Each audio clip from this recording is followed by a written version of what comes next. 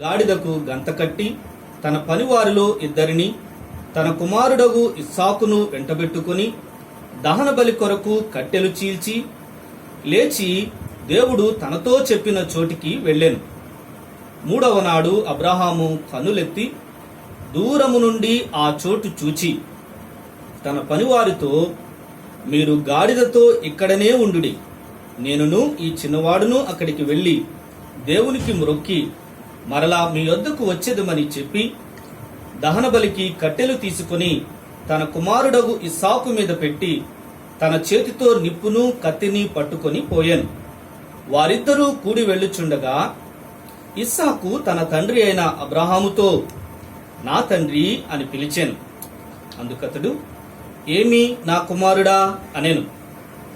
అప్పుడు అతడు, నిప్పును కట్టెలను ఉన్నవి గాని దహన బలికి గొర్రెపిల్ల ఏది అని అడుగగా అబ్రహాము, నా కుమారుడా, దేవుడే దహన బలికి గొర్రెపిల్లను చూచుకొనినని చెప్పాను.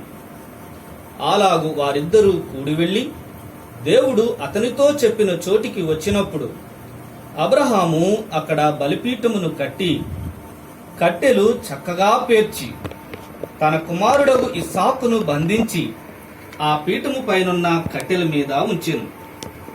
అప్పుడు అబ్రహాము తన కుమారుని వధించుటకు తన చెయ్యి చాపి కత్తి పట్టుకొనగా యెహోవా దూత పరలోకము నుండి, అబ్రహామా అబ్రహామా అని అతని పిలిచెను. అందుకతడు, చిత్తము ప్రభువా అనెను. అప్పుడు ఆయన, ఆ చిన్నవాని మీద చెయ్యి వేయకము, అతనినేమియూ చేయకము, నీకు ఒక్కడయ్యున్న నీ కుమారుని నాకియ్య వెనుతీయలేదు గనుక నీవు దేవునికి భయపడువాడవని ఇందువలన నాకు కనబడుచున్నదనెను. అప్పుడు అబ్రహాము కనులెత్తి చూడగా పొదలో కొమ్ములు తగులుకొని ఉన్న ఒక పొట్టేలు వెనుక తట్టున కనబడెను. అబ్రహాము వెళ్లి ఆ పొట్టేలును పట్టుకొని తన కుమారునికి మారుగా పెట్టి దహన బలిగా అర్పించాను. అబ్రహాము ఆ చోటికి యెహోవా ఈరే అను పేరు పెట్టెను. అందుచేత యెహోవా పర్వతం మీద చూచుకొనును అని నేటి వరకు చెప్పబడును. యెహోవా దూత రెండవ మారు పరలోకము నుండి అబ్రహామును పిలిచి ఇట్లనెను, నీకు ఒక్కడే అయ్యున్న నీ కుమారుని ఇయ్య వెనుక తీయక ఈ కార్యము చేసినందున నేను నిన్ను ఆశీర్వదించి ఆకాశ నక్షత్రముల వలెను సముద్ర తీరమందలి ఇసుక వలెను నీ సంతానమును నిశ్చయముగా విస్తరింపచేసేదను. నీ సంతతి వారు తమ శత్రువుల గవిని స్వాధీనపరుచుకొందురు. మరియు నీవు నా మాట వినినందున భూలోకములోని జనములన్నీయు నీ సంతానము వలన ఆశీర్వదించబడును. నా తోడని ప్రమాణము చేసి ఉన్నానని యెహోవా సెలవిచ్చెను. మంచిది ప్రియులారా, ఈ లేఖన భాగం మనకందరికీ ఎంతో సుపరిచితమైనదే. అయినా గాని ప్రభువు స్వరం వినడానికి ఇష్టపడితే ప్రభు ఒక నూతనమైన పద్ధతిలో ఈ దినాన్న మనతో మాట్లాడడానికి ఆయన సంసిద్ధంగానే ఉన్నారు. ఈ లేఖన భాగం నుంచి ప్రాముఖ్యంగా ఈ భాగానికి నేను పెట్టుకున్నటువంటి పేరు అమూల వచనం. ఆదికాండం 22వ అధ్యాయం 12వ వచనంలో చెప్పబడినటువంటి మాట ఏంటంటే, నీవు దేవునికి భయపడువాడవు. సాక్షాత్తు ప్రభువే అబ్రహామును గూర్చి చెప్పుచున్నటువంటి మాట ఇది. నీవు దేవునికి భయపడే వ్యక్తి. సో ఈ సందేశానికి లేక ఈ వర్తమానానికి నేను పెట్టుకున్నటువంటి పేరు దేవునికి భయపడే వ్యక్తి. దేవునికి భయపడే వ్యక్తి యొక్క లక్షణాలు ఏ రీతిగా ఉంటాయో ఈ యొక్క భాగంలో నుంచి ఈ దినాన్న మనం చూడబోతున్నాం. పిల్లరా, నేడు భక్తి విపరీతంగానే కనపడుతూ ఉంది కానీ మన జీవితాల్లో దేవుని ఎడల భయం కొదువుగా ఉంది. ఈ దినాల్లో మనకు కరువైంది, మన జీవితాల్లో కరువైనది ఏంటంటే దేవుని ఎడల భయం. లేఖనాల్లో దేవుని ఎడల భయభక్తులు కలిగి ఉండడం కీర్తనలో గాని సామెతల్లో గాని మనం చదివినట్లయితే, ఈ మారు చదువుతున్నప్పుడు మీరు ప్రత్యేకంగా గమనించండి, ఎన్ని శ్రేష్టమైనటువంటి మేలులు దేవుని ఎడల భయభక్తులు కలిగి ఉండడం వెనకాల దాగి ఉన్నాయో మనం గమనించగలం. మట్టుకు కొన్ని మాటల్ని మీకు చూపించాలని నేను ఇష్టపడుతూ ఉన్నాను. కీర్తనల గ్రంథం 25వ అధ్యాయం 12వ వచనం నుంచి గనుక మనం గమనిస్తే కీర్తనల గ్రంథం 25వ అధ్యాయం 12వ వచనం, యెహోవా యందు భయభక్తులు గలవాడెవడో వాడు కోరుకొనవలసిన మార్గమును ఆయన వారికి బోధించెను. అతని ప్రాణము నెమ్మదిగా ఉండును, అతని సంతానము భూమిని స్వతంత్రించుకొనును. అలాగే కీర్తనల గ్రంథంలోనే 31వ అధ్యాయం 19వ వచనం గమనిస్తే కీర్తన గ్రంథం 31:19, నీ యందు భయభక్తులు గల వారి నిమిత్తము నీవు దాచియుంచిన మేలు ఎంతో గొప్పది. దేవుడే మన నిమిత్తమై మేలును దాచి ఉంచాలి అంటే ఆయన యందు మనం భయభక్తులు కలిగి ఉండాలి. అదే రీతిగా కీర్తనలోనే 33వ అధ్యాయం 19వ వచనాన్ని గమనిస్తే 33వ అధ్యాయం 19వ వచనం, యెహోవా దృష్టి ఆయన యందు భయభక్తులు గల వారి మీదను ఆయన కృప కొరకు కనిపెట్టు వారి మీదను నిలుచుచున్నది. దేవుని దృష్టి మన మీద నిలవబడాలి అంటే నిజంగా ఈ భయంకరమైనటువంటి దినాలలో దేవుని దృష్టిని మనం కలిగి ఉండడం అంటే దేవుని యందు భయభక్తులు మన జీవితంలో కలిగి ఉండాలి. అలాగే అదే కీర్తనలు 34వ అధ్యాయం 7వ వచనం మనం గమనిస్తే మనకందరికీ సుపరిచితం, యెహోవా యందు భయభక్తులు గల వారి చుట్టూ ఆయన దూత కావలియుండి వారిని రక్షించును. నేడు మన జీవితాలకు కావలసింది ప్రాముఖ్యమైనది ఇదే కదా. నేటి ఉన్నటువంటి పరిస్థితుల్లో అయితే ప్రభు ఏం కోరుకుంటున్నారంటే అట్టి కాపుదల మన జీవితాల్లో కలిగి ఉండాలంటే ఆయన యందు భయభక్తులు. అలాగే అదే అధ్యాయాన్ని 34వ అధ్యాయం 9వ వచనం చూడండి, యెహోవా భక్తులారా ఆయన యందు భయభక్తులు ఉంచుడి, ఆయన యందు భయభక్తులు ఉంచు వానికి ఏమీయూ కొదువలేదు, ఏమీయూ కొదువలేదు. సామెతల్లో గనుక మనం గమనిస్తే ఆయన యందు భయభక్తులు కలిగి ఉండడం జ్ఞానమునకు మూలమని, తెలివికి మూలము అని, చెడుతనమును అసహించుకోవడమేనని, యెహోవా యందు భయభక్తులు కలిగి ఉండడం బహుధైర్యం పుట్టించును అని, అటు వారి పిల్లలకు ఆశ్రయం కలదని లేఖనాలు ఎంతో స్పష్టంగా మనకు బోధిస్తూ ఉన్నాయి.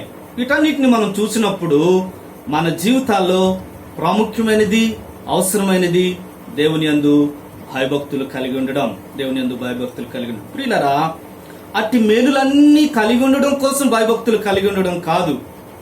దేవుణ్ణి దేవుడుగా ఇక్కడ అబ్రహాము ఏ రీతిగా తన వ్యక్తిగత జీవితంలో దేవుని ఎడల భయభక్తుల్ని కలిగి ఉండడం నేర్చుకున్నాడో ఆ రీతిగా మనం కలిగి ఉంటే అవన్నీ మన వెంట వస్తాయనేది లేఖనం చెప్తున్నటువంటి సత్యం. ప్రభు అన్నారు కదా, మొదట నా రాజ్యమును నా నీతిని వెతకండి, తదుపరి అవన్నీ మీకు అనుగ్రహించబడతాయి. సో ఇది నాన్న నీవు నీ వ్యక్తిగత జీవితంలో తీసుకోవాల్సిన నిర్ణయం ఏంటంటే నేను దేవునికి భయపడే వ్యక్తిగా ఉండాలి అని నిర్ణయం నీ అంతరంగాల్లో మీరు తీసుకోవాలని నేను కోరుకుంటూ ఉన్నాను. నేను దేవునికి భయపడే వ్యక్తినేనా? అటువంటి లక్షణాలు నాలో ఉన్నాయా? అబ్రహాము జీవితం ద్వారా మనం ఈ దినాన్న పరీక్షించుకోబోతూ ఉన్నాం. ఈ భాగం మరొక 2 ప్రాముఖ్యమైన ప్రశ్నలకు కూడా సమాధానం మనకు చెప్తుంది. ఏంటంటే ఆ మొదటి వచనంలో మనం గమనిస్తే దేవుడు అబ్రహామును పరిశోధించెను అన్నటువంటి మాటను మనం గమనించవచ్చు. పరిశోధన కాలం, శ్రమ కాలం, పరీక్షల గుండా ఒకవేళ మన జీవితం ప్రయాణిస్తున్నట్లయితే అటువంటి సమయంలో కూడా మన వైఖరి దేవుని ఎడల ఏ రీతిగా ఉండాలి, లేక మన ఆత్మీయంలో ఏ రీతిగా అటువంటి పరిస్థితుల్లో ప్రయాణించాలి అనడానికి కూడా చక్కటి జవాబు ఈ లేఖనంలో మనం ఈ భాగంలో నుంచి మనం చూడవచ్చు. అలాగే 22వ అధ్యాయం 18వ వచనం ఏమని సెలవిస్తా ఉందంటే, నీ సంతానము వలన ఆశీర్వదింపు, నీవు నా మాట వినునందున నీ ద్వారా ఆశీర్వాదం కలుగుతుంది అని. ఇలా దైవికమైనటువంటి ఆశీర్వాదాలు మన వ్యక్తిగత జీవితంలోనూ మన ద్వారా ఇతరులకు అందించబడాలి అంటే, దైవికమైన ఆశీర్వాదాల్ని మనం కలిగి ఉండాలి అంటే ఏం చేయాలో కూడా ఈ లేఖనం మనకు సెలవిస్తుంది. 18వ వచనంలో ఒక చక్కటి మాట మనకు కనబడుతుంది. నేను నిన్ను ఆశీర్వదిస్తాను అనడానికి నా తోడని ప్రమాణం చేయుచున్నాను. ఏంటి? నేను నిన్ను ఆశీర్వదించడానికి నేను ఎవరితోనూ ఒట్టు పెట్టుకోలేను, నాకంటే గొప్పవారు ఎవరు లేరు గనక నా తోడనే నేను ఒట్టు పెట్టుకుంటున్నాను, నిశ్చయము నీ ద్వారా ఆశీర్వాదం కలుగుతుంది. అంతటి ప్రభు అంతటి నిర్ణయం తీసుకోవడం వెనకాల అబ్రహాములో ఉన్న శ్రేష్టమైన లక్షణాల్ని ఈ దినాన్న మనం గమనించబోతూ ఉన్నాం. ప్రియులరా, సర్ థామస్ బ్రౌన్ అన్నటువంటి ఆయన చెప్పిన మాట ఏంటంటే, మీరు దేవునికి భయపడితే దేనికి భయపడవలసిన అవసరం లేదని. మరొక మాట చెప్తాను, దేవునికి భయపడడం మనం నేర్చుకుంటే మనం ఇక దేనికి భయపడాల్సిన అవసరం లేదు అని. దానికి లేఖన భాగం కూడా మనకు సపోర్ట్ ఉంది. మత్తయి సువార్త 10వ అధ్యాయంలో ప్రభు ఇలాగా అన్నారు, ఏమనంటే, మీ దేహమును చంపువానికి భయపడకుడి, కానీ మీ దేహమును ఆత్మను కూడా నశింపజేయువానికి మిక్కిలి భయపడుడి. ప్రభుకి భయపడడం మనం నేర్చుకుంటే దేనికి కూడా మనం భయపడాల్సిన అవసరం లేదు అనేది ఇది నాన్న మీతో చెప్పడానికి నేను ఇష్టపడుతున్నాను. ప్రియులరా, ఈ అధ్యాయాన్ని మనం గమనిస్తే, ఇప్పటి వరకు చదువుకున్నటువంటి భాగాన్ని అంతటిని మనం గమనిస్తే, మొట్టమొదటిగా అబ్రహాము యొక్క అనుభూతులు ఈ అధ్యాయంలో ఏ రీతిగా ఉన్నాయంటే, మొట్టమొదటిగానే దేవుని స్వరాన్ని వినేవాడుగా అబ్రహాము ఉన్నాడు. తదుపరి దేవునిచే పరీక్షించబడిన వాడిగా అబ్రహాము ఉన్నారు. అలాగే ఒక దుఃఖకరమైన ప్రయాణాన్ని చేయుచున్నవాడిగా అబ్రహామును మనం గమనించవచ్చు. అలాగే ఆ బలిపీఠం దగ్గర ఎంతో బాధాకరమైన అనుభవంలో అబ్రహాము నిలిచి ఉన్నవానిగా మనం గమనించవచ్చు. కానీ చివరిన మనం గమనిస్తే పరలోకముచే ఆశీర్వదించబడుతున్న వానిగా, ఏ లోకమంతటికి ఆశీర్వాదానికి కారకునిగా అబ్రహాము యొక్క జీవితాన్ని మనం చూస్తా ఉన్నాం. నేడు నీవు ఏ అనుభవం గుండా ప్రయాణిస్తూ ఉన్నావో, ఈ అబ్రహాము యొక్క ప్రయాణాల్లో ఏ మెట్టులో నీవు ఉన్నావో తెలియదు, కానీ ఒక మాట చెప్పడానికి నేను ఇష్టపడుతూ ఉన్నాను. క్రైస్తవ జీవితం విక్టోరియస్ లైఫ్, ప్రభుని కలిగినటువంటి జీవితం, యేసు ప్రభు వారిని సొంత రక్షకునిగా స్వీకరించి జీవిస్తున్నటువంటి జీవితం జయోత్సవము కలిగినటువంటి జీవితం. నేడు నీ అనుభవం ఎలా ఉన్నా, నేడు నీ పరిస్థితులు ఏ రీతిగానటువంటి పరిస్థితులు గుండా ప్రయాణిస్తున్నప్పటికీ దీనికి లేఖనమే ఆధారం. ఈ జయోత్సవం మన వలన కాదు ప్రియులరా, ఈ విజయం ప్రభు అయిన యేసుక్రీస్తు వారు సిలువలో ప్రాణం పెట్టడాన్ని బట్టి, ఆయన తిరిగి లేవడాన్ని బట్టి మనకు ఈ విజయం మనకు కలిగింది. రోమిలు రాసిన పత్రిక 8వ అధ్యాయం 37వ వచనంలో ఉంటుంది. లేఖనం చూడొద్దు గాని ఏమని ఉంటుందంటే, ఆయన వీటన్నిటిలో నుంచి మనకు అత్యధికమైన విజయాన్ని అనుగ్రహిస్తూ ఉన్నారు. అత్యధికమైన విజయాన్ని అనుగ్రహిస్తున్నారు. కొలసీలు రాసిన పత్రిక 2వ అధ్యాయం 13-15వ వచనంలో కూడా ఉంటది, సిలువ చేత జయోత్సవము, సిలువ చేత జయోత్సవమును మనకు ఇచ్చినటువంటి దేవుడు. ప్రియులరా, మనం బ్యాటిల్ ఫీల్డ్ లోనే ఉన్నాము, యుద్ధ భూమి మీదనే ఉన్నాము, అయితే విన్నింగ్ సైడ్ ఉండి యుద్ధం చేస్తున్నాము అన్నటువంటి సత్యాన్ని మనం గ్రహించాలి. ఇది మనకు బాగా అర్థం కావాలంటే ఒక మాటను చెప్తాను. మనకు పిల్లలు ఉంటారు, మనం ఆస్తిని సంపాదిస్తాం, ఆ ఆస్తికి హక్కుదారులు మన యొక్క పిల్లలే. అయితే వారు పిల్లలుగా ఉన్నప్పుడు మనం సంపాదించిన ఆస్తిని వారు అనుభవించలేకపోవచ్చు. అయితే వారు మెచ్యూర్డ్ అంటే 18 years వచ్చినప్పుడు లా ప్రకారం రాజ్యాంగబద్ధంగా ఆ ఆస్తికి అంతటికి వారు హక్కుదారులు. అలాగే క్రీస్తునందు విజయం సిద్ధపరచబడి ఉంది. ఆ విజయాన్ని మన వ్యక్తిగత జీవితాల్లో అనుభవించాలి అంటే ఇదిగో అబ్రహాములాగా ఇటు ఆత్మీయమైన ఉన్నత శిఖరాలకు మనం ఎదిగే వారంగా ఉండాలి. పిల్లరా, మరి ఈ భాగంలో మనం గమనిస్తే అబ్రహాము ఎవరెవరితో సంభాషించాడో చూస్తే, మొదట దేవునితో సంభాషణ జరిగినట్లుగా మనం గమనించవచ్చు. తరువాత పనివారితో సంభాషణ జరిగింది, తన కుమారుడైన ఇస్సాకుతో సంభాషణ జరిగింది. అట్లా చివరికి మనం చూస్తే అబ్రహాము దేవుడు మాట్లాడుతున్నట్లుగా మనం గమనించవచ్చు. దేవునితో తన సంభాషణ ప్రారంభమైంది. ఈ భాగం ముగింపులో దేవునితోనే అతని యొక్క సంభాషణ, దేవుడు మాట్లాడుతుండగానే ఈ యొక్క భాగం ముగిసినట్లుగా మనం గమనించవచ్చు. మన వ్యక్తిగత జీవితాలు లేకపోతే మన దైనందిన అనుదిన జీవితము దేవునితో మనం ప్రారంభించాలి, దేవునితోనే మనం ముగించాలి. ఇంకొంచెం మెట్టుకు మాట్లాడితే మన జీవితం దేవునితో ప్రారంభించబడాలి, దేవునితోనే ఈ భూమి మీద మన జీవితాన్ని ముగించగలగాలి. ఈ భాగంలో 5 మాటలను నేను మీకు చెప్తాను. ఏంటంటే, దేవునికి భయపడే వ్యక్తికి ఉండే లక్షణాలు, అలాగే దేవుడు మనల్ని పరీక్షిస్తున్నప్పుడు మనం కలిగి ఉండవలసినటువంటి లక్షణములు. మూడవదిగా దేవుని ఆశీర్వాదాన్ని మన వ్యక్తిగత జీవితంలో ఆ ఆత్మీయ ఆశీర్వాదాన్ని అనుభవించాలంటే మనం కలిగి ఉండవలసినటువంటి లక్షణములు. మొట్టమొదటిది దేవునికి విధేయత. దేవునికి విధేయత. రెండవదిగా దేవుణ్ణి ప్రేమించడం. దేవుణ్ణి ప్రేమించడం. మూడవది దేవుణ్ణి నమ్మడం. దేవుణ్ణి నమ్మడం. నాలుగవదిగా దేవుణ్ణి ఆరాధించడం. ఆరాధించడం. ఐదవది దేవుని యందు ఆనందించడం. ఈ 5 మాటలు మరోమారు మీకు చెప్తాను. చెప్పి ఈ యొక్క భాగాన్ని, ఈ మాటల్ని కొద్దిగా వివరించడానికి నేను ప్రయత్నం చేస్తాను. దేవునికి విధేయత మన జీవితంలో ఉండాలి. దేవుణ్ణి ప్రేమించడం మనం అలవరుచుకోవాలి. దేవుణ్ణి నమ్మడం మనం నేర్చుకోవాలి. దేవుణ్ణి ఆరాధించడం, అలాగే చివరిగా 5వ మాట దేవుని యందు ఆనందించడం. దేవుని యందు ఆనందించడం. మొట్టమొదటి మాటను నేను మీకు వివరించడానికి ప్రయత్నం చేస్తున్నాను. దేవునికి విధేయత. దేవునికి విధేయతను మనం చూపించడం. ప్రియులారా, మన ఈ భాగాన్ని గమనిస్తే చాలా సంతోషకరమైనటువంటి సమయంలో అబ్రహాం ఉన్నాడు. ఇస్సాకుతో ఆనందిస్తూ ఉన్నాడు. ఎన్నో ఏళ్ల సంవత్సరాల ఫలితం ఇస్సాకు చుట్టే ఆ అబ్రహాము శారాల యొక్క ఆలోచనలు తిరుగుతూ ఉన్నాయి.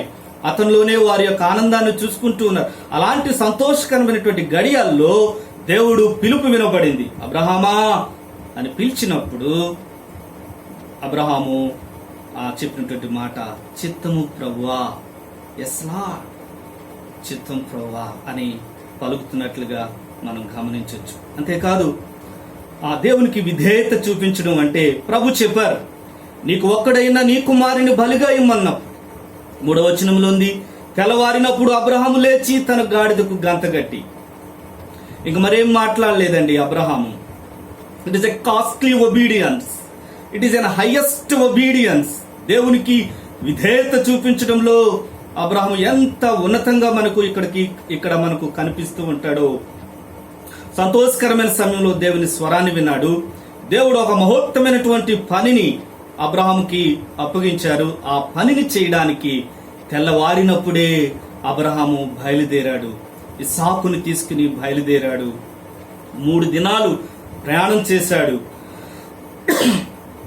ఆ ప్రయాణ అనుభవంలో నడుస్తూ ఉన్నప్పుడు అతని ఆలోచనలు ఏ రీతిగా ఉండుంటాయో మనం ఊహించగలం. ప్రియులారా, అయితే వెళ్ళాడు. దేవుడు చూపించిన చోటుకు వెళ్ళాడు. బలిపీఠం కట్టాడు. తన కుమారుని పండుకుని పెట్టాడు. అతన్ని వధించడానికి కత్తివెత్తినప్పుడు చూడండి 11వ వచనం, యెహోవా దూత పరలోకము నుండి అబ్రహామా అబ్రహామా అని అతన్ని పిలిచాను. అందుకతడు చిత్తము ప్రభువా అని. ఎంతో దుఃఖకరమైనటువంటి పరిస్థితి కదా అది. అలాంటి సమయంలో కూడా అతని చెవి దేవుని స్వరం వైపే ఉంది. సంతోషకరమైన గడియల్లో దేవుని స్వరాన్ని వినేవాడిగానే ఉన్నాడు. దుఃఖకరమైన గడియలుగా కనబడుతున్న సమయంలో దేవుని స్వరాన్ని వినేవాడిగానే అబ్రహామును మనం చూస్తాం. ఎస్ లార్డ్, చిత్తం ప్రభువా, ఇదిగో నేనున్నాను అని చెప్పేవాడిగా. కేవలం స్వరాన్ని వినడం కాదండి, దేవుడు చెప్పిన దానిని తూచా తప్పకుండా చేసే వ్యక్తిగా అబ్రహాముని మనం చూస్తా ఉన్నాం. చూడండి 11వ వచనం, యెహోవా దూత పరలోకము నుండి. దూత ఎక్కడి నుంచి పిలిచింది? పరలోకము నుంచి. అబ్రహాము ఎక్కడున్నారు? భూమి మీద ఉన్నారు. భూమి మీద ఉన్న అబ్రహాముకి పరలోకం నుంచి పిలుస్తున్నటువంటి ఆ స్వరం వినగలిగాడు.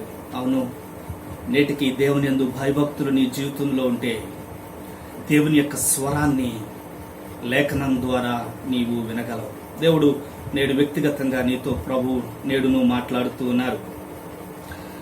చూడండి, అబ్రహాం అని చెప్పినప్పుడు చిత్తం ప్రభువా అని అన్నాడు. విధేయత. 22:18 వచనంలో కూడా మనం గమనిస్తే, మరియు నీవు నా మాట వినునందున, అది ప్రభు చెప్తా ఉన్నారు.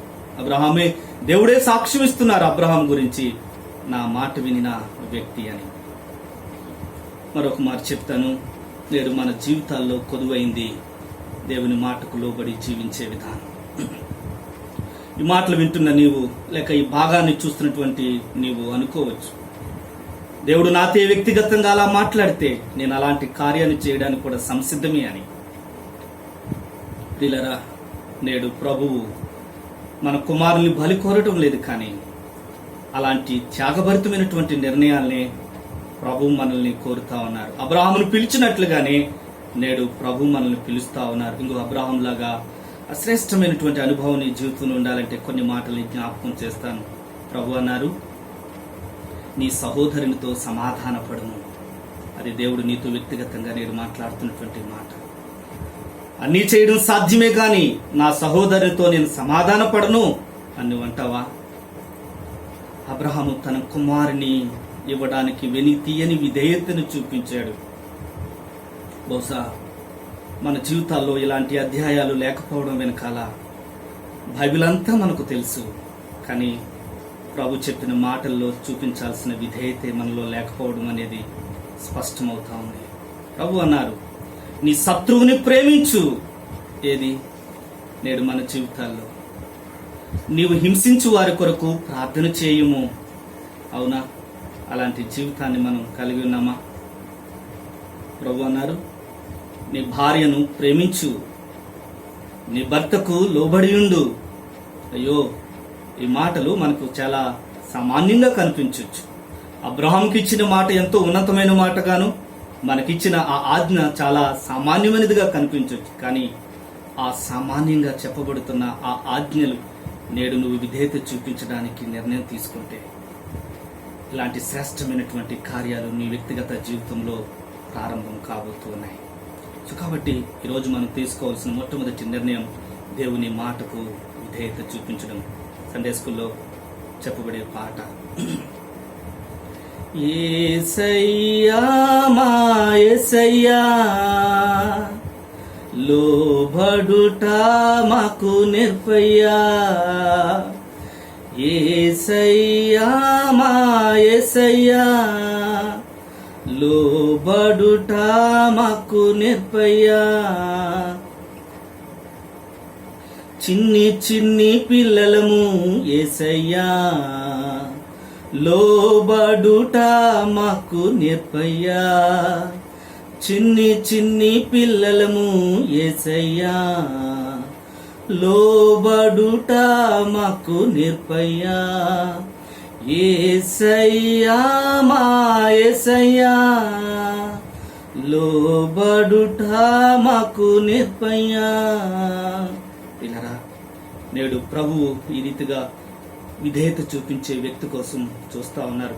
రెండవ లక్షణం ఏంటంటే దేవుణ్ణి ప్రేమించడం. 2వ వచనంలో మనం చూడొచ్చు, నీకు ఒక్కడయ్యున్న నీ కుమారుని అనగా నీవు ప్రేమించు ఇస్సాకుని నాకు దహన బలిగా అర్పించు. ఆ మాటను మీ అంతరంగాల్లో ఉచ్చరించండి. నీవు ప్రేమించు ఇస్సాకును నాకు ఇవ్వగలవా? నీవు ప్రేమించు ఇస్సాకు స్థానంలో మన జీవితాల్లో ఏమున్నాయో ఏదైనా ఇస్తాను గాని ఆ సంబంధాన్ని వదులుకోలేనని అంటున్నావా? ఏదైనా ఇవ్వడానికి సంసిద్ధమే గాని ఆ ఒక్కటి అడగొద్దు అంటున్నావా? ఏదైనా ఇవ్వడానికి నేను సిద్ధమే కాని ప్రభువా ఆ అలవాటును అడగొద్దు అంటున్నావా? ఇదిగో అబ్రహాముకి అది ఎంత కష్టతరమైనదో. నీవు ప్రేమించు ఇస్సాకును నాకు బలిగా ఇవ్వు అన్నప్పుడు ఎప్పుడు తెల్లవారుతుందా అని చూచినట్లుగా మనం అబ్రహాముని చూడొచ్చు. పిల్లరా, అబ్రహాము ఇస్సాకును బలిగా ఇచ్చేశాడని లేఖనం సెలవిస్తా ఉంది. చూడండి 22వ అధ్యాయం 12వ వచనం, నీ కుమారుని నాకియ్య వెనుతీయలేదు. దేవుడే సాక్ష్యం ఇస్తా ఉన్నారు. 16వ వచనంలో కూడా మనం గమనించవచ్చు, నీకు ఒక్కడయ్యున్న నీ కుమారుని ఇయ్య వెనుక తీయక. యాకోబు రాసిన పత్రిక 2వ అధ్యాయంలో ఉంది, ఆయన బలిగా అర్పించేసిన అని. హెబ్రీ 11వ అధ్యాయంలో కూడా ఇస్సాకుని అబ్రహాము బలిగా అర్పించెను అన్నటువంటి మాటను మనం చూడొచ్చు. లోకం యాక్షన్స్ చూస్తుంది, ప్రభువు మన యొక్క యాటిట్యూడ్ని చూస్తారు. యాక్షన్స్ లోనికి వచ్చిన తర్వాత లోకం మన గురించి సాక్ష్యం చెప్తుంది, కానీ మన వైఖరిని బట్టే ప్రభువు మన ఎడల మన గురించి సాక్ష్యాన్ని చెప్తారు. పిల్లరా, ఇస్సాకు అంటే అబ్రహాముకి ఇష్టమే. ప్రభువే చెప్పారు, నీవు ప్రేమిస్తున్నావు ఇస్సాకుని, అయినా ఆ ఇస్సాకుని ప్రభుకి ఇవ్వడానికి వెనుతీయలేదంటే ఇస్సాకు కంటే ప్రభువునే, దేవుణ్ణే అబ్రహాం ఎక్కువగా ప్రేమిస్తూ ఉన్నాడు. ఇంత శ్రేష్టమైనటువంటి సంగతి. ప్రియులరా, పాత నిబంధనలో ఉన్నటువంటి ఈ వ్యక్తి యొక్క జీవితం క్రొత్త నిబంధనలో చెప్పబడినటువంటి ఆ యొక్క ప్రిన్సిపల్స్ ని ఈ అబ్రహాం గారి యొక్క జీవితంలో నుంచి మనం చూడొచ్చు. ఎన్నో బోధలు మనకు ఉన్నాయి. ప్రేమను గురించి ఎక్కువగా మాట్లాడేది మనమే, కానీ ఆ ప్రేమే లేని వారిగా మనం ఉంటాం. తోటి వారి ఎడల ప్రేమను చూపించలేకపోవడానికి కారణం ప్రభు ఎడల మనకు ప్రేమ లేకపోవడం, ప్రభు యొక్క ప్రేమ మనకు అర్థం కాకపోవడం. ఇస్సాకుని బలిగా ఎవడు ఇచ్చాడంటే ప్రభువుని ఎంతగా ప్రేమించారో అబ్రహాముని బట్టి మనం అర్థం చేసుకోవచ్చు. ఒక వ్యక్తి అడిగాడు, ఏది ప్రధానమైన ఆజ్ఞ అంటే ప్రభువు అన్నారు, నీ పూర్ణ హృదయంతో, నీ పూర్ణ మనసుతో, నీ పూర్ణ ఆత్మతో నీ దేవుడైన యెహోవాను ప్రేమించడం.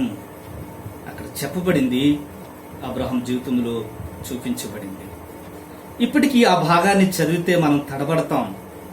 కానీ అబ్రహాము నెరవేర్చిన ఒక మాట ఏంటంటే, నీ తండ్రినైనను తల్లినైనను నాకంటే ఎక్కువగా ప్రేమించువాడు నాకు పాత్రుడు కాడు, తన కుమారునైనను కుమార్తెనైనను నాకంటే ఎక్కువగా ప్రేమించువాడు నాకు పాత్రుడు కాడు. ఇదిగో అబ్రహాము తన ప్రేమను దేవుని ఎడల రుజువుపరిచిన అధ్యాయం ఇది, చూపించినటువంటి సంఘటన ఇది. లోకా సువార్త 14వ అధ్యాయంలో ఉంటుంది. తన ప్రాణమును సహా ద్వేషించకపోతే నాకు శిష్యుడు కానేరుడు అని. పిల్లరా, ఈ మాటను గమనిస్తే ఇస్సాకుని బలిగా ఇవ్వడానికి సంసిద్ధమయ్యాడు అంటే అబ్రహాము తనను తాను అర్పించుకోవడానికి కూడా సంసిద్ధమే. ఇస్సాకును అర్పించడం కంటే అబ్రహాము తనను తానుగా బలి ఇచ్చుకోవడమే అతనికి ఎంతో సులువైనటువంటి పని. సజీవ యాగముగా సమర్పించుకోపోతే ఇటు కార్యాన్ని అబ్రహాము చేయలేడు. ఓ కొత్త నిబంధనటువంటి మాటల్ని ఇక్కడ అబ్రహాం యొక్క జీవితంలో నుంచి మనం సుస్పష్టంగా చూడగలం. పిల్లరా, మరొక మారు ఈ ప్రేమ ఆ బంధంలో నుంచి ఒక మాటను గుర్తు చేస్తాను. అబ్రహాంకి దేవుడు ముఖ్యం గనుక తన ఏకైక కుమారుడైన ఇస్సాకుని ఇవ్వడానికి వెనుతీయలేదు. ఓ నీవు ఎంత ప్రశస్తమైన వాడువో దేవుని దృష్టిలో. దేవుని ప్రేమ నీ ఎదుట ఎంత ఉన్నతమైనదిగా ఉన్నదో. నీవు ముఖ్యమైన వానిగా దేవుడు ఎంచాడు గనుక, నిన్ను దేవుడు ప్రేమిస్తున్నాడు గనుక తన ఏకైక కుమారుని, తన అద్వితీయ కుమారుని, తన రొమ్మును ఆనుకొనినటువంటి యేసు ప్రభు వారిని మన నిమిత్తమై ఇవ్వడానికి ఆయన వెనుతీయలేదు. మన కొరకు బలిగా అర్పించడానికి ఆయన వెనుతీయలేదు.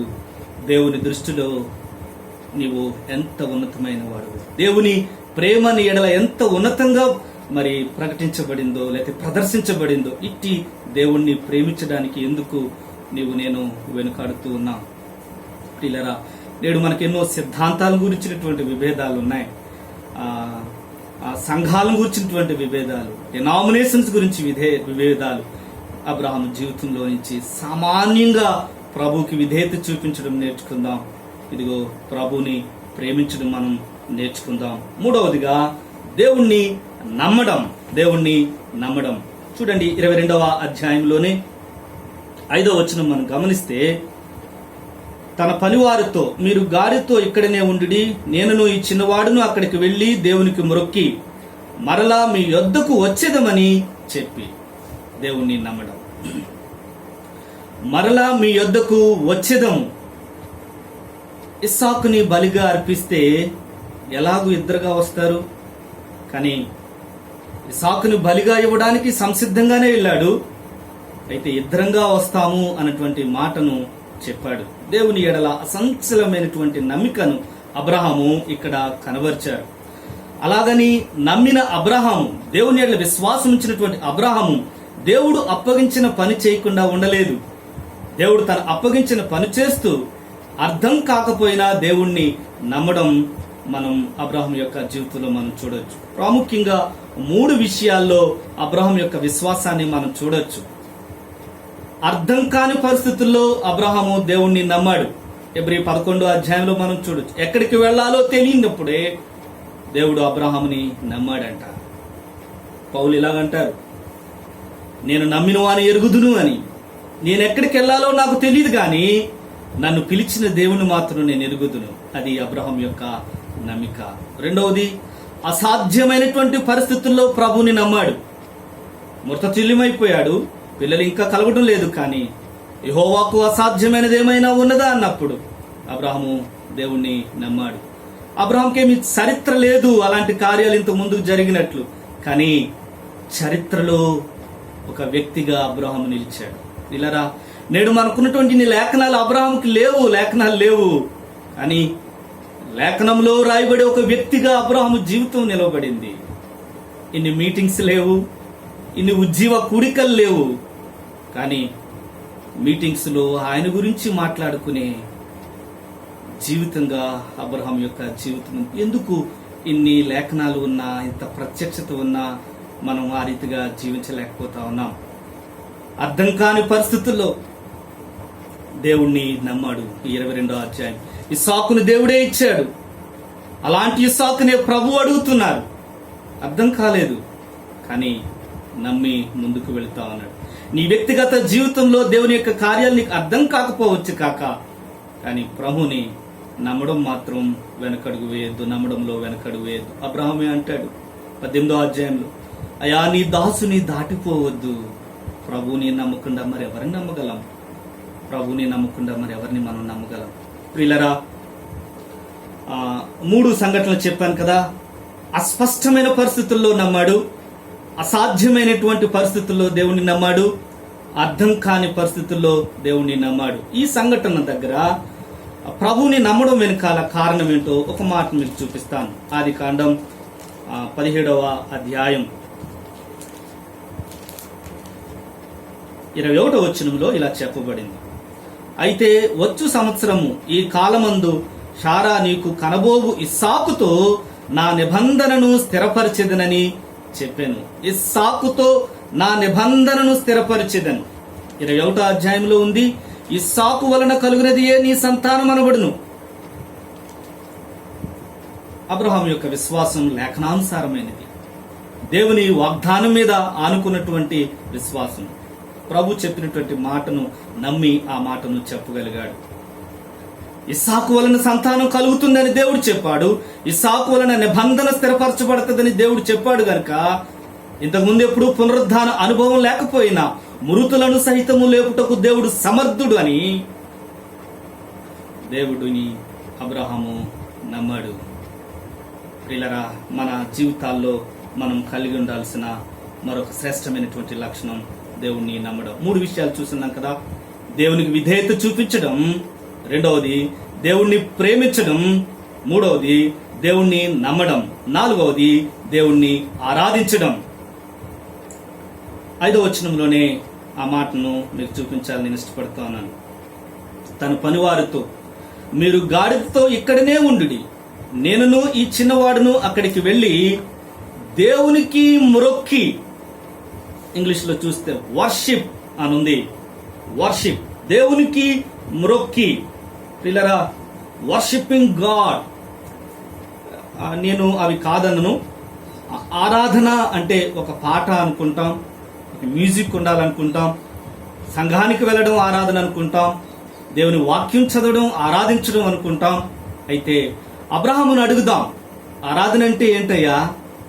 ఆరాధించడానికి వెళుతున్నాను అంటున్నావు కదా, నీ కాంటెక్స్ట్ లో ఆరాధనకు అర్థం మాకు చెప్పవా అని అడిగితే అబ్రహాము చెప్పేటువంటి మాట, నేను అర్పించడానికి వెళ్ళడం ఆరాధన అని అంటాడు, దేవుని మాటను నెరవేర్చడం ఆరాధన అంటాడు, దేవుని చెప్పిన పనిని చేయడమే ఆరాధన అని అబ్రహాం అంటాడు. వెరచి మనం అర్థం చేసుకోవాల్సింది, ఆరాధన అంటే it is a life style, జీవించే విధానమే దేవుణ్ణి ఆరాధించడం. ఒక పాటో, ఒక మాటో, ఒక ప్రార్థనో కాదండి, మనం జీవించే విధానమే దేవుణ్ణి ఆరాధించడం, దేవుణ్ణి ఆరాధించడం. మనం ఎప్పుడైనా దేవుణ్ణి హృదయపూర్వకంగా ఎప్పుడు స్తుతిస్తామంటే మేలులు కలిగినప్పుడు, ఊహించని ఆశీర్వాదం వచ్చినప్పుడు, మన పిల్లలు స్థిరపడినప్పుడు. కానీ అబ్రహాము చూడండి ప్రియులారా, వారి యొక్క జీవితానికి మన యొక్క జీవితానికి ఎంత వ్యత్యాసము.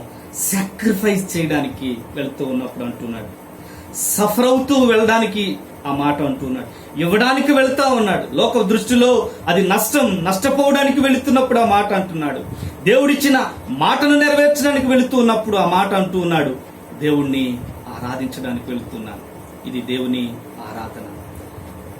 లాయడ్ జేమ్స్ ఆయన అంటారు, మన దేవుని గురించి మనకి తెలియకపోవడమే నేటి మన కష్టాలకు కారణం అని. అవును ప్రియులారా, అబ్రహాంకి దేవుని గురించి తెలుసు కనుక ఆ సంఘటన దగ్గర ఇది దేవుని ఆరాధించే సమయము అని చెప్తా ఉన్నాడు. ప్రియులారా, మన లైఫ్ స్టైల్ ప్రభుని ప్రతి పరిస్థితి దగ్గర ఆరాధించడం మనం అలవర్చుకోవాలి.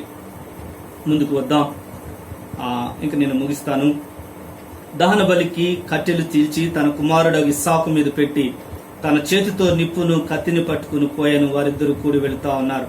ఇస్సాకు అడిగాడు, నా తండ్రి అని పిలిచాను. అడిగాడు, ఏంటి కుమారుడా అని. నిప్పుంది, కత్తి ఉంది, గొర్రెపిల్ల ఏది నాన్న? దహన బలికి గొర్రెపిల్లను తేవడం మర్చిపోయావా? గొర్రెపిల్లను తీసుకురావడం మర్చిపోయావా? ప్రేమించే కుమారుడు అడుగుతున్న ప్రశ్న ఇది.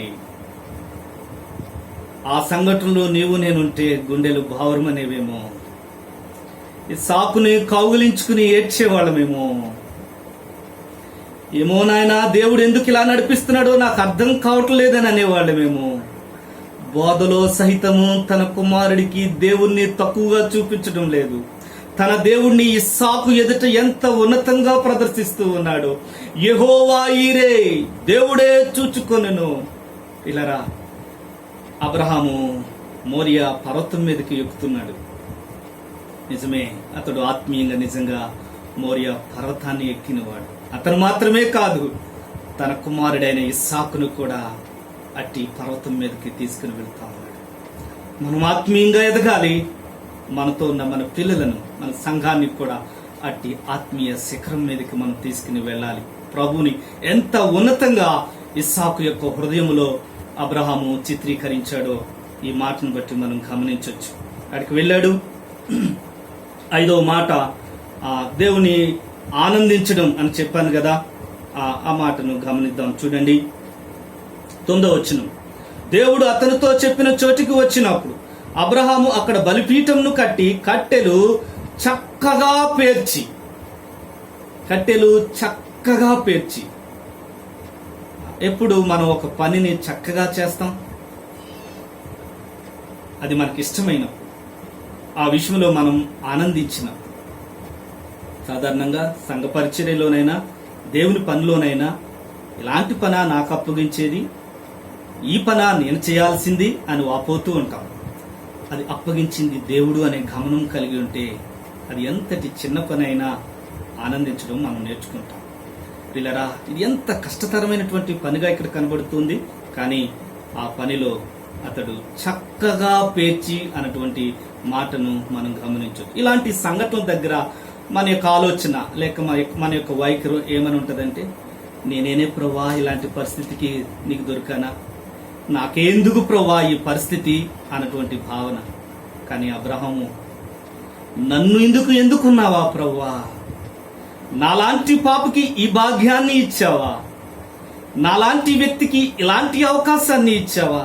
అది దేవుని ఎడల ఆనందించడానికి అబ్రహాముకి కారణమైంది. ఫిలిప్పీయులకు రాసిన పత్రిక 4వ అధ్యాయం 4వ వచనంలో చెరసాలలో ఉండి పౌలు చెప్తున్నటువంటి మాటలు గుర్తుకొచ్చాయి. ప్రభునందు ఆనందించండి. మరలా చెప్తున్నాను, ప్రభునందు ఆనందించండి. ఇదిగో అబ్రహాం అలాగే ఆనందిస్తూ ఉన్నాడు. మీ సహనమును సకల జనులకు తెలియబడనీయండి, ప్రభువు సమీపముగా ఉన్నాడు. అందుకేనేమో అబ్రహాము చక్కగా చేస్తూ ఉన్నాడు.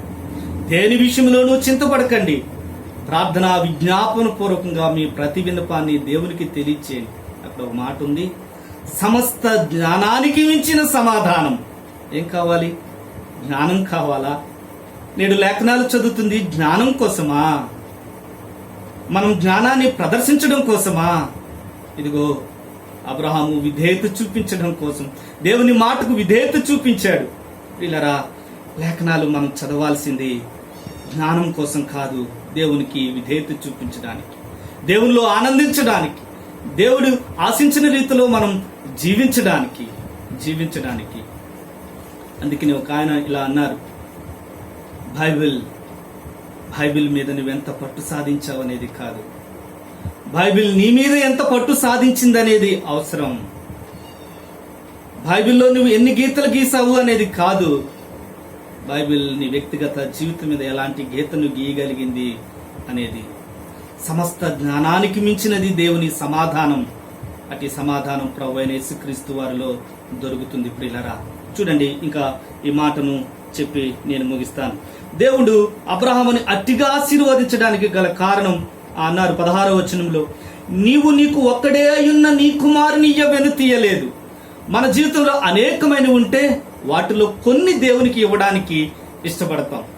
ఆ అనేకమైన వాటిలో ఎక్కువ శాతం ఇస్తే ఇంకా గర్విస్తాం. కానీ అబ్రహాముకున్నది ఆ ఒక్కటే, ఆ ఒక్కటి దేవునికి ఇవ్వడానికి వెనుతీయలేదు. అందుకే దేవుడు అబ్రహాముని ఆశీర్వదించాడు.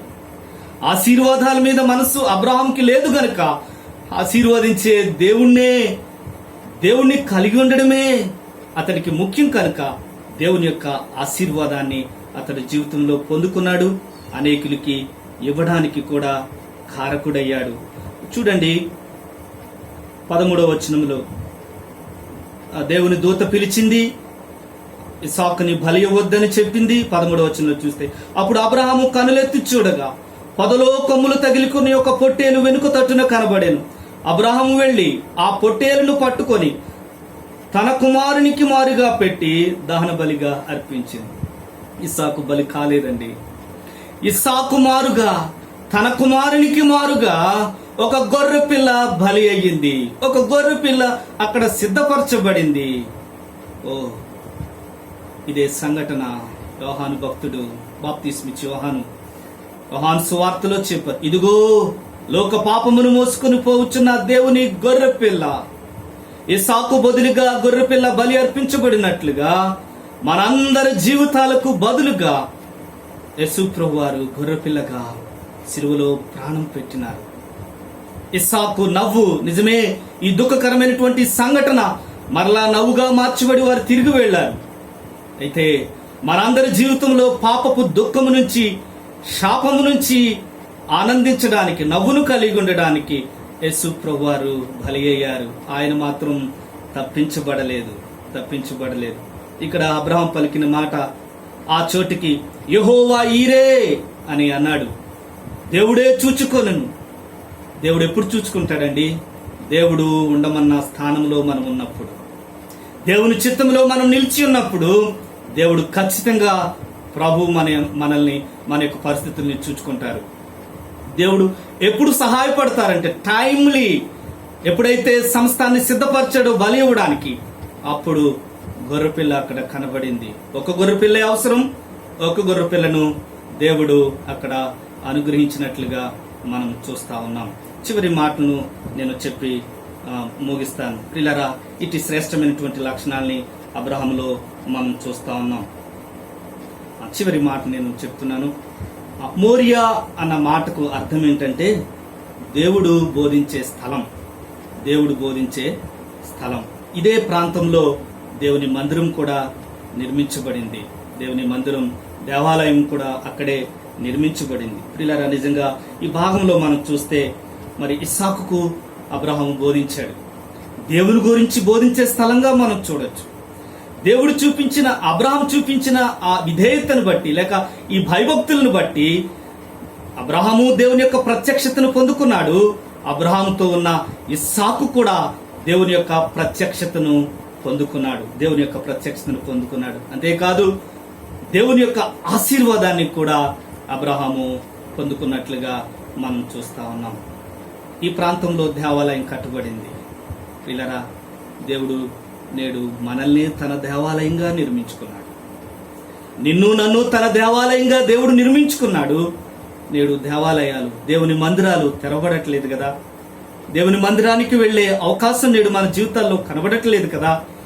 ఈ కన్నీటి గల పరిస్థితుల దగ్గర, ఈ దుఃఖకరమైన స్థితుల దగ్గర నీవే దేవుని ఆలయంగా నిలవలవడానికి దేవుని యొక్క ఉద్దేశమైనది. దేవుని ఆలయంగా నిన్ను నిర్మించుకున్నటువంటి దేవుడు ఏం ఆశిస్తున్నాడు అంటే, దేవుని గూర్చినటువంటి బాధ నీ జీవితం ద్వారా లోకానికి ప్రదర్శించబడాలని, దేవుని యొక్క ప్రత్యక్షత నీ జీవితం ద్వారా లోకానికి ప్రదర్శించబడాలని, దేవుని యొక్క ఆశీర్వాదము నా జీవితం ద్వారా ఇతరులకు అందించబడాలని దేవుడు ఆశిస్తా ఉన్నాడు. అలాంటి కృప దేవుడు మనకందరికీ అనుగ్రహించును గాక. ఆమేన్.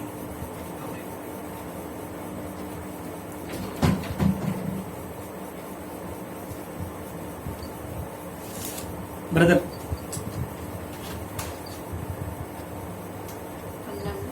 దేవుడు చక్కటి వాక్య సందేశాలని